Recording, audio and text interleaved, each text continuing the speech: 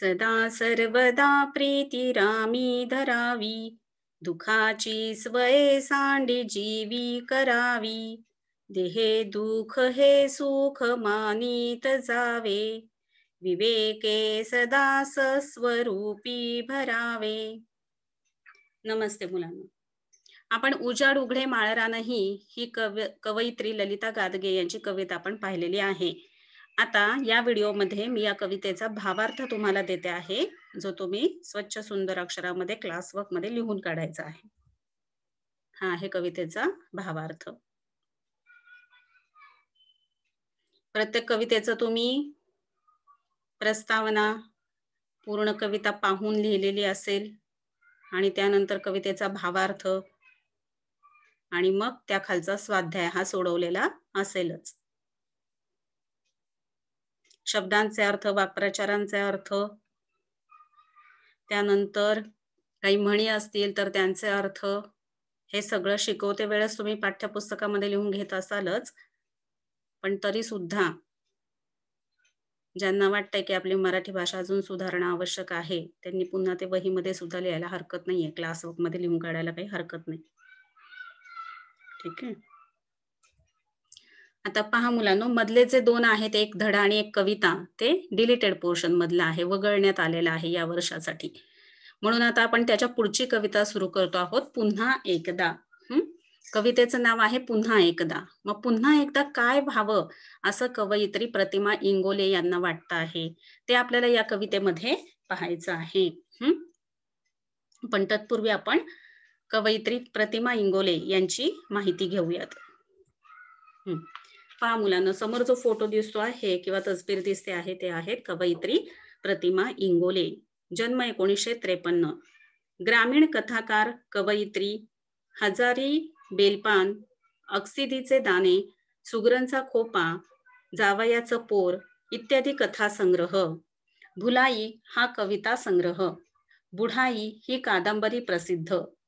अस्सल वैदर्भी बोलीचा प्रभावी वापर हे त्यांच्या लेखनाचे खास वैशिष्ट्य आहे. ही गोष्ट लक्षात ठेवण्यासारखी आहे मुलांनो, की अगदी अस्सल, अस्सल म्हणजे खरी, वैदर्भी बोलीचा प्रभावी वापर हे त्यांच्या लेखनाचं खास वैशिष्ट्य आहे.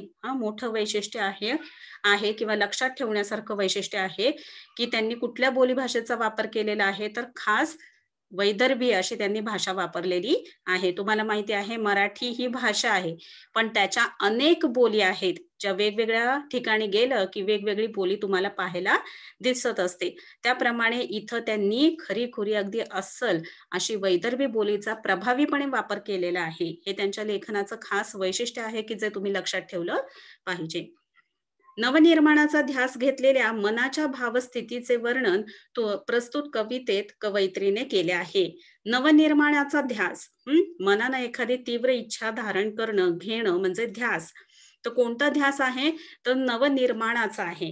नवीन काहीतरी निर्माण करण्याचा, इनोव्हेटिव्ह, क्रिएटिव्ह असं काहीतरी निर्माण करण्याचा जो ध्यास घेतलेला आहे आणि मनाच्या भावस्थितीचे वर्णन, नवीन निर्माण करण्याचा जो ध्यास त्यांच्या मनानं घेतलेला आहे, त्या भावस्थितीचं वर्णन या कवितेमध्ये करण्यात आलेलं आहे. वीज, वारा, वादळ ही प्रतीके याच्यामध्ये वापरलेली आहेत. वीज, वारा आणि वादळ ही प्रतीकं याच्यामध्ये वापरलेली आहे. आणि कशा प्रकारचा नवनिर्मितीचा ध्यास आहे, काय निर्माण झालं पाहिजे पुन्हा एकदा, हे पुन्हा एकदा या कवितेमध्ये कवयित्री प्रतिमा इंगोले यांनी मांडलेलं आहे. आता ती कविता आपण प्रत्यक्ष शिकणारच आहोत, पण त्यापूर्वी तुम्ही कवितेचा भावार्थ लिहून घ्या. ही कविता व्यवस्थित वाचायची आहे, स्वच्छ सुंदर अक्षरात लिहून काढायची आहे, त्याची प्रस्तावना लिहायची आहे आणि त्याच्यानंतर हा कवितेचा भावार्थ लिहून काढायचा आहे.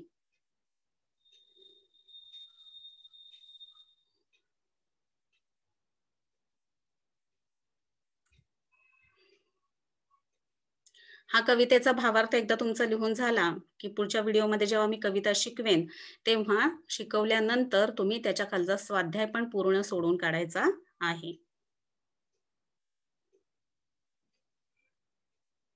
ठीक आहे.